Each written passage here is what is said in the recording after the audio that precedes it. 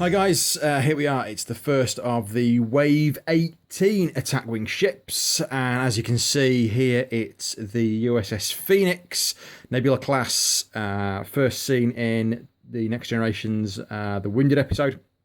Yes. I will just get this one out of the way early, straight on. The sensor pod is actually from the later Nebula class, but as we know, the sensor pod was supposedly removable, so of course this could be the Phoenix in a later mission. But if you remember it from the episode, the sensor pod is completely different and looked kind of something like I think one of the guys I've been talking to has described it as an AWACS pod, if you're familiar with those, but as we'll see in a minute. So the model itself is pretty good. It's one of the better ones. They've gone for this new idea that all the Federation ships seem to be in this silver paint scheme, which is not akin to anything in the show. If you want a accurate replica, as I've said numerous times before, then you're going to go for the Eagle Moss collection that's running at the moment. Otherwise, this is really just as a playing piece for the game to kind of represent the ship itself. So as you can see, it is pretty decent. There's a decent amount of detail. You've got the phaser strips on there, all the detail on the lifeboat hatches, a nice bit of detailing as well on the rear pod. I'm loving the fact that WizKids really now have got this painting down to a T. So there's no really bad lines on it. And actually their paint schemes are pretty decent. I'm just not convinced that it needs to be in this silver colour. Why they couldn't have done it in the blue and kept it sort of more authentic would have been great. There is a bit of an issue, and I'm sure if I tilt it you can see what that is. So my engines are completely out of alignment. The ship itself is out of alignment, and it's completely wonky, so nothing is actually straight. Even more if you tilt it this way and try and line up the front of the sensor pod while trying to get the sensor pod straight, you'll see that the saucer itself is actually still slightly out of alignment. So construction wise it's pretty poor, but it does mean that it is. But on the alternative side of that, the detailing is pretty nice, so you get a really sort of twofold ship here. There you go, that's a better idea. If you can see that how off it is. The Seeker saucer is slow, which actually the saucer is the only flat bit here, and then the engines are off kilter and the sensor pod's a bit wonky as well. So it's a bit of a disappointment, but I've got to say, detail wise it is pretty nice. As you can just see underneath that, just going to tilt that around, you can see they've even got some really nice detail underneath it, all the pods again, and down to the little bit of the captain's yacht on the bottom there. So detail-wise, the hull panelling is really nice on the secondary hull. I'm really impressed with the detail they've got. And just to give you an idea of the scale, it is actually slightly larger than the Enterprise D from the starter pack. The saucer is slightly bigger, which is strange because actually the saucer should be slightly the same size. But it is slightly smaller. They've also got a little bit more detail on this one than you had on the Galaxy class, as you can see from the fact that there are a number more lifeboat hatches which have been put on around the bridge sort of module and the shuttle bay at the top. But yeah, there you go. That's just a bit of a comparison for you. Okay, so let's take a look at the stats on this one. Let's push that off to the side. So USS Phoenix, Nebula class, as you can see from the card. There you go. There's that lovely sensor pod that we had from the episode itself. Very dark picture, I've got to say, on the card, so you don't really get a good idea. A 4 attack, 1 defense, a 4 hull, and a 4 shield. Not a bad ship. It comes in at 26 points. It's kind of mid-range Federation. I seem to have got a lot of these mid-range Federations: Defiant, Thunderchild, anything really around that kind of line. It's a bit of a shame, really, that they're all fairly high. I'm going to have to invest in the fighter squadron, I think, which does, I think, have a lower score. The Pegasus works for me a couple of times because it is a 20 and I can use it as a support ship, but over the whole it's very hard to get a Federation fleet of 3 ships that comes in with something pretty low. If there's anybody out there who's got any suggestions as to what I can get to lower my ship total so I can use a few more upgrades in there, that would be great. Anyway, as we can say with the Phoenix, you've got 2 weapon slots, you've got 2 crew slots, and you've got a tech slot. So pretty much standard Federation with the usual evade, target lock, scan, and battle stations features. Unique feature for this one, because it is the Phoenix. Before you move, you can change your maneuver to another maneuver on your maneuver dial. I'm sure they could put the word maneuver in that sentence a few more times. And if you do so, place an auxiliary power token beside the ship. Okay, that's a really nice swing because it means you can see, you can choose your maneuver, pop it down, see what everybody else is doing, and then change it. So you would really want to have a captain skill. This is where it gets a bit fiddly. Do you want to have a captain skill that is a bit higher? Or do you want to have a captain skill that's really, well, you want it at least mid-range to high for that to be as effective as possible. And talking of maneuvers, yeah, there you go. So it is a pretty standard 4 forwards. You've got a decent bit of speed there. All the maneuvers at 2 and 3. You are going to need the auxiliary power tokens for a hard right and hard left. And then you've got a few greens in your 2 and your 1s. Plus, also, unusually, you do get a 1 reverse, which is nice. So that will kind of play around a bit with your opposition, wondering where you're going. The picture for reference is actually from Redemption, because that's the Sutherland. I'm pretty damn certain that is the Sutherland from Redemption. So you've got 2 versions of the Nebula class. And if you are looking for reference, that picture is also on here. And you do lose 2 points and 1 of your weapon upgrades and a shield if you're using a generic ship. There you go. Let's just pull those aside. So let's move on to captains. So as usual, you have 3 options. We have Captain Generic. There we go, Captain Generic. Wonderful, let's get rid of him.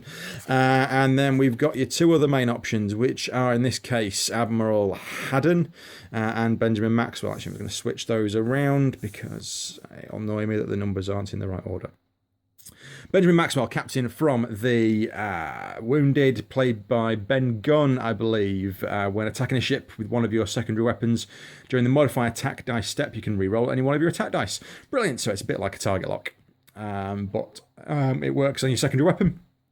So effectively, you can have a target lock and then to use on your secondary weapon, so your photon torpedoes, for example, which you would use on that, and then you've got something you can actually re-roll. So that means you're still getting that benefit with Benjamin Maxwell.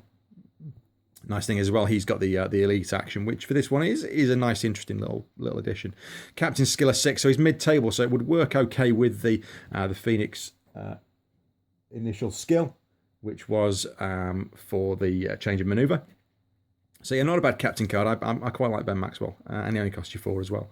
Haddon, you can use him as the Admiral, and you can also use him as the captain. The feature is still the same. He gives you a +1. He is a 2 on your captain skill, so you may not get the benefits of the Phoenix's unique feature.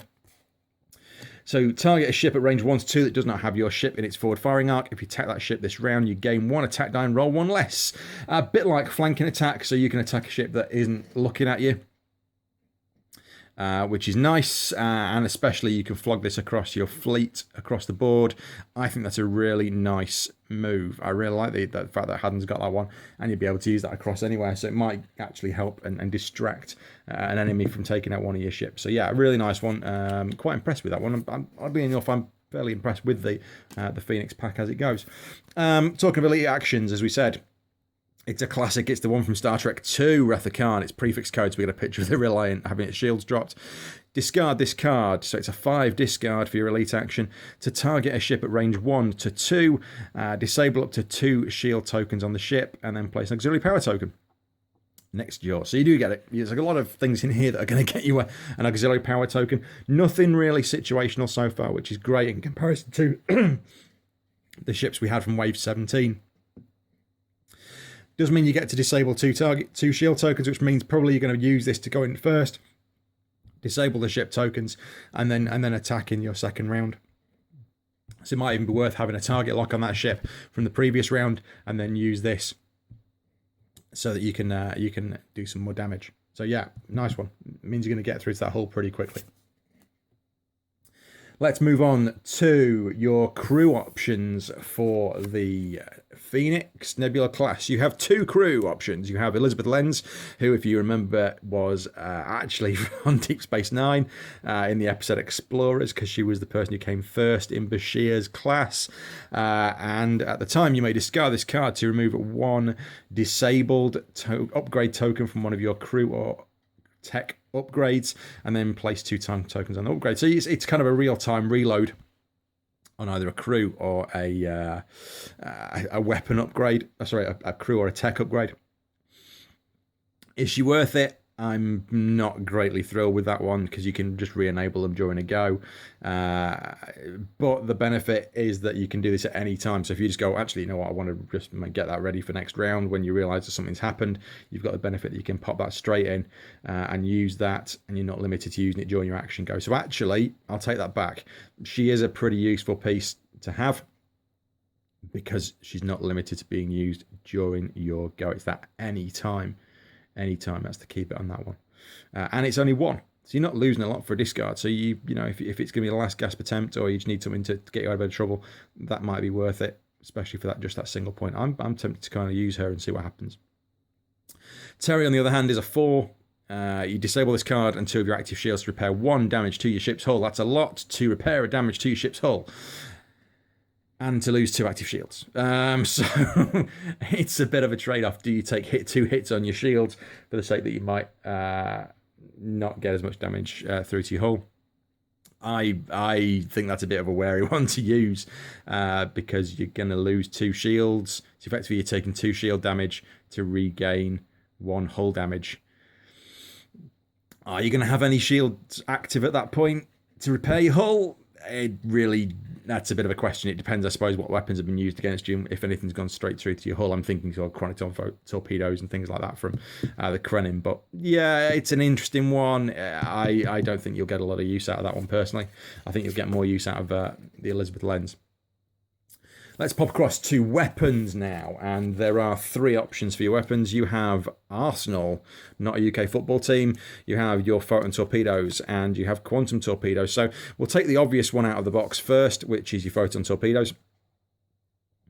And photon torpedoes, as usual, you use target lock, spend a target lock, and you place 3 time tokens. So time tokens we talked about in wave 17 around the Thunderchild.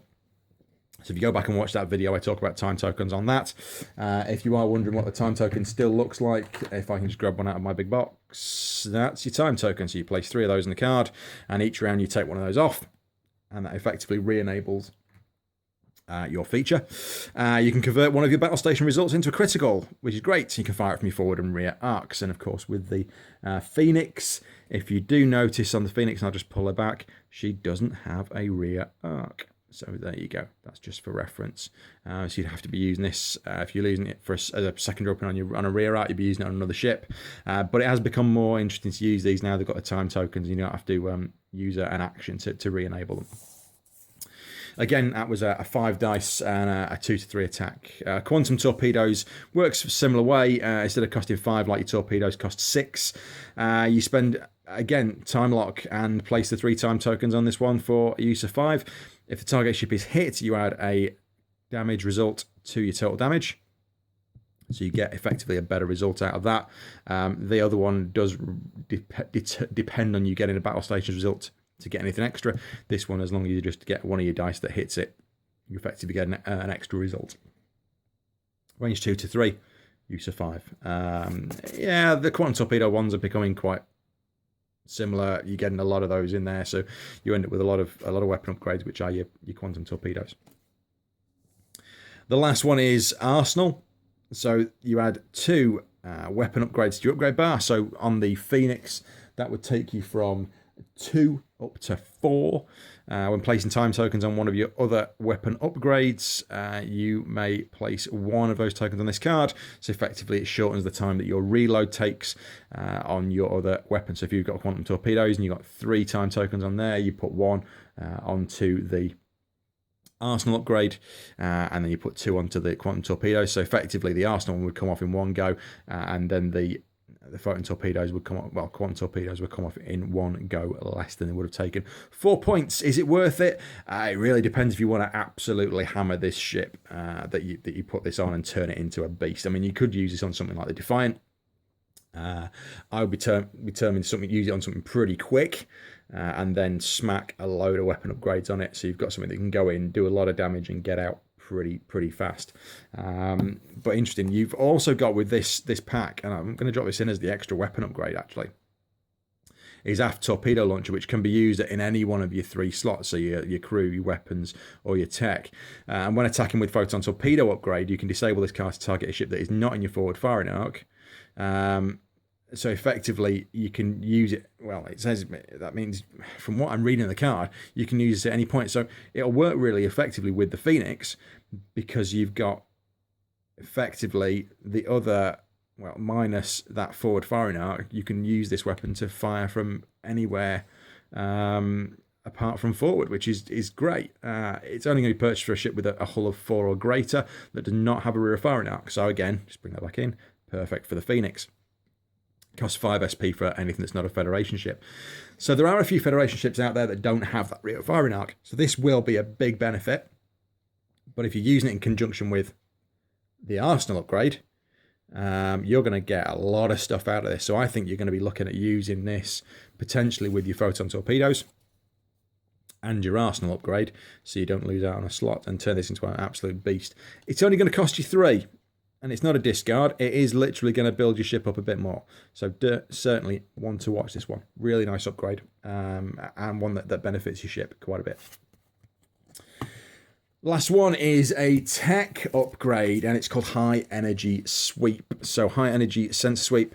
After you move, you can disable 1 active shield to perform a free scan action, which is nice. So you get a free action effectively with this one. It's 5 points for free action. Is it worth it? It's a lot to be spending on a disabling a shield to get a free sensor action. Sorry, a free scan action. I'm not convinced that, again, you would want to use this one very often. How it might save you in a bit of damage, but I'm not convinced this is a good one to get. I'd be tempted to I think with this pack, my big feeling was this is very much about huge attacks and really pumping a lot of damage into your position. I know I've just moved out of the way. I'm just checking something now.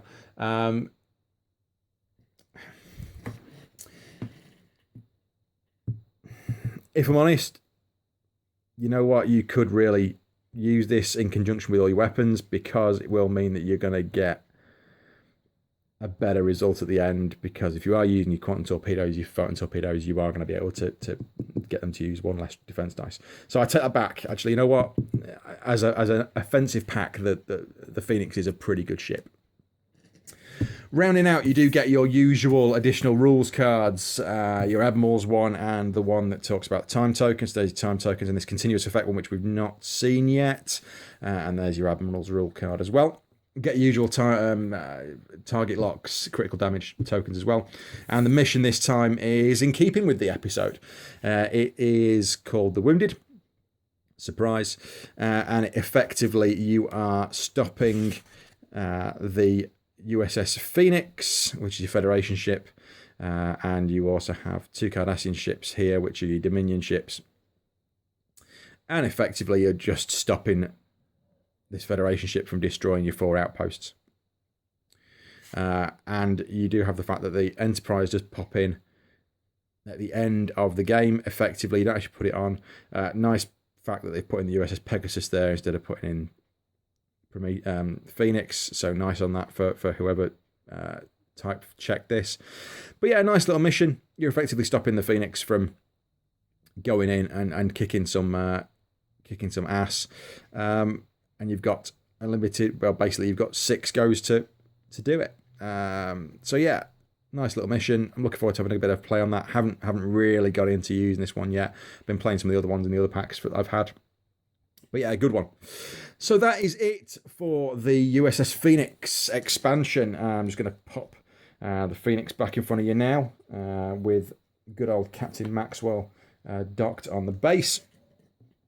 There you go. So there he is, looking all sort of smug. Just going to have to go and shoot some Cardassians. A really nice pack. One of the nicer detailed miniatures. Shame about the whoever put it together clearly hasn't got any idea of a right angle. But the pack, the cards, as I said, I know there's a couple of things in there I was kind of really had to think about. It is very, very offensively built as a pack. You are going to be looking at a lot of weapons options here.